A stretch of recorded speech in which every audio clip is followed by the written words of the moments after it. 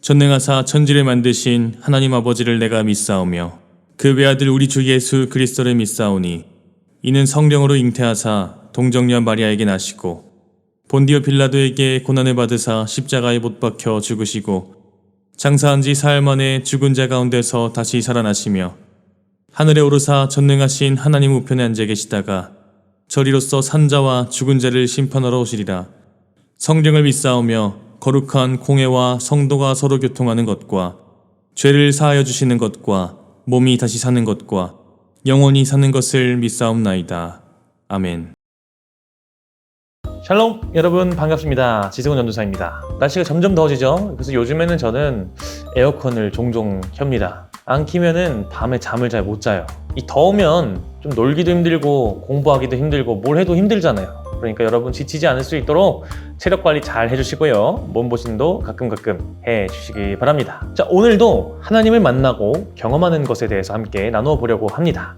먼저 오늘은 말씀부터 읽고 시작하도록 하겠습니다. 이와 같이 성령께서도 우리의 약함을 도와주십니다. 우리는 어떻게 기도해야 할지도 알지 못하지만 성령께서 친히 이루 다 말할 수 없는 탄식으로 우리를 대신하여 간구하여 주십니다.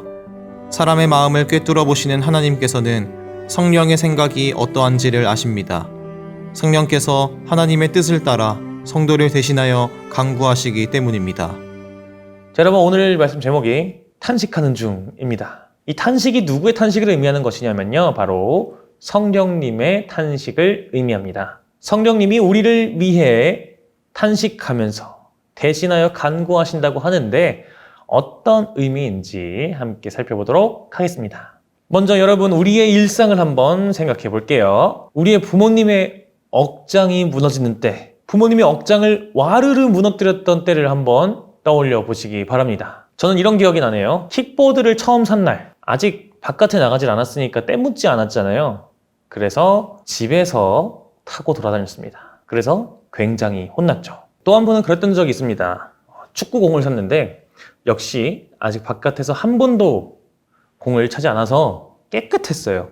그래가지고 집에서 드리블을 하면서 돌아다녔습니다. 이 드리블만 하면 다행인데 슈팅 연습을 했기 때문인데요. 해선 안 되죠. 네, 정말 억장을 와르르 무너뜨렸습니다.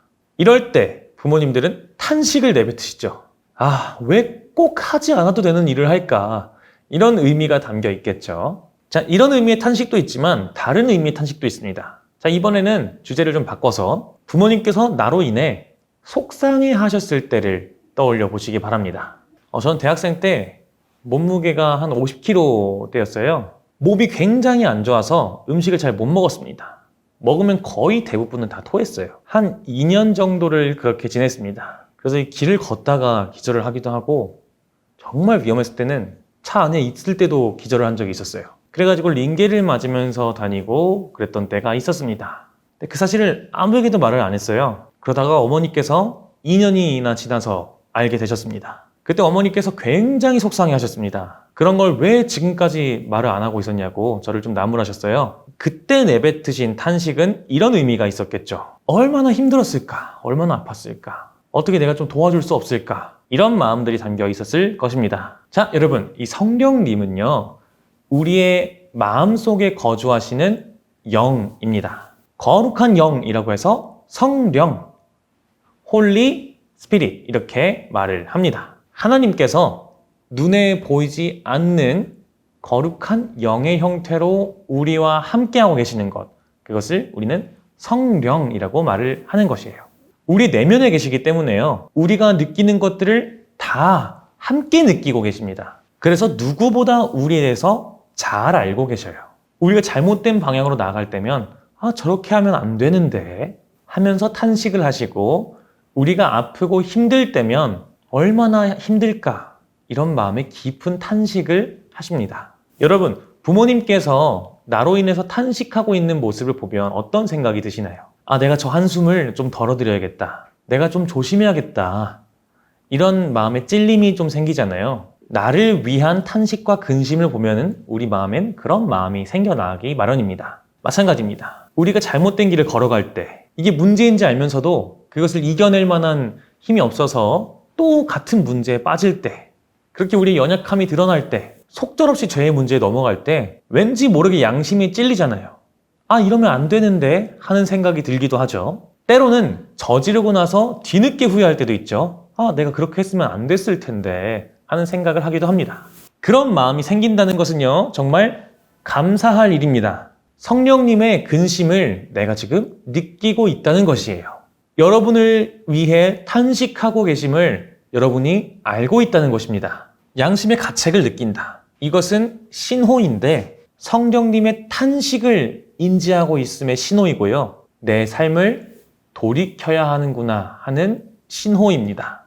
우리가 그렇게 돌이킬 수 있는 이유가 있어요. 양심의 가책을 느끼고 삶을 돌이킬 수 있는 가능성이 있는 이유는요, 바로 성령님께서 우리 안에 계시기 때문입니다. 말씀드렸던 것처럼 그렇기 때문에 우리를 누구보다 잘 아셔. 가장 잘 아십니다. 모든 것을 함께 경험하고 계시니까요. 그래서 우리가 어디로 어떻게 나아가야 할지도 알고 계시고 무엇이 회복되어야 할지도 너무나 잘 아십니다. 그렇게 우리를 너무나도 잘 알고 계신 성령님께서 우리를 대신하여 기도하고 계신다는 거예요. 그 성령님의 기도로 인해서 우리의 마음이 하나님께 계속 전달되고 있는 것입니다. 즉 성령님은 나와 하나님을 끊임없이 이어지게 해주는, 연결해주는 통로 역할을 해주고 계신 것이에요.